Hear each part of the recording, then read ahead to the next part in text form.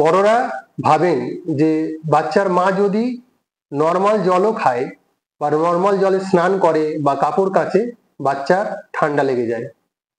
আসসালামু আলাইকুম, আমি ডক্টর মোহাম্মদ ফেকাউল ইসলাম, শিশু রোগ বিশেষজ্ঞ। আজকের আলোচনার বিষয় হলো মায়ের সাথে বাচ্চার ঠান্ডা লাগার সম্পর্ক নিয়ে। কমন কোল্ড বা সাধারণ ঠান্ডা লাগা খুবই কমন একটা ঘটনা। একজন স্বাস্থ্যবান শিশুর বা হেলদি চাইল্ড বছরে 5 থেকে 6 বার পর্যন্ত কমন কোল্ড বা ঠান্ডা লাগা হতে পারে। এতে ঘাবড়ানোর কিছু নেই, কারণ বাচ্চাদের ইমিউনিটি বড়দের তুলনায় স্বাভাবিকভাবে একটু কম হবে।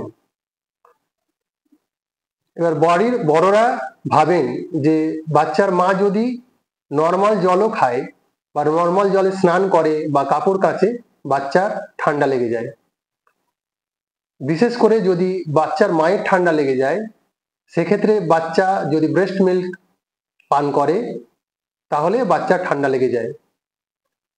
কিন্তু এটা মনে রাখা খুবই জরুরি যে ব্রেস্ট মিল্ক থেকে বাচ্চার ঠান্ডা লাগে না, বরং ব্রেস্ট মিল্কে অনেক প্রোটেক্টিভ অ্যান্টিবডি থাকে, যেগুলো মাধ্যমে বাচ্চা বিভিন্ন রকম অসুখ বিসুখের হাত থেকে বেঁচে যায়।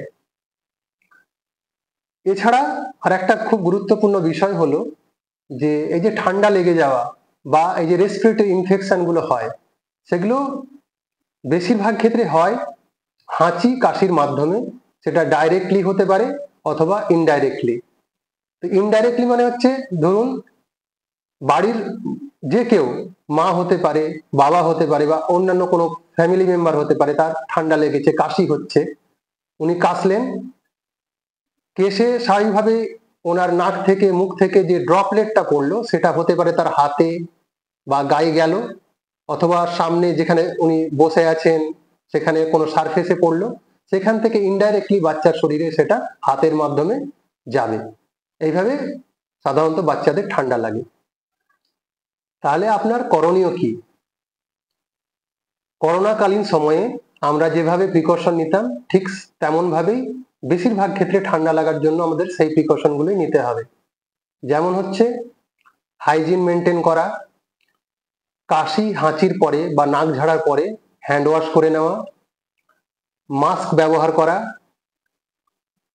খাবারের জিনিসপত্র শেয়ার না করা, রুমালের বদলে টিস্যু ব্যবহার করা এবং সেটা ব্যবহার করার পরে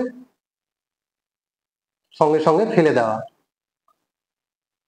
এগুলোর সাথে সাথে বাচ্চার হেলদি ডায়েট বা ব্যালেন্স ডায়েট দিকে ধ্যান রাখা, বাচ্চা যাতে অ্যাডিকুয়েট স্লিপ পায়, অ্যাডিকুয়েট রেস্ট পায়, সেই দিকে খেয়াল রাখা।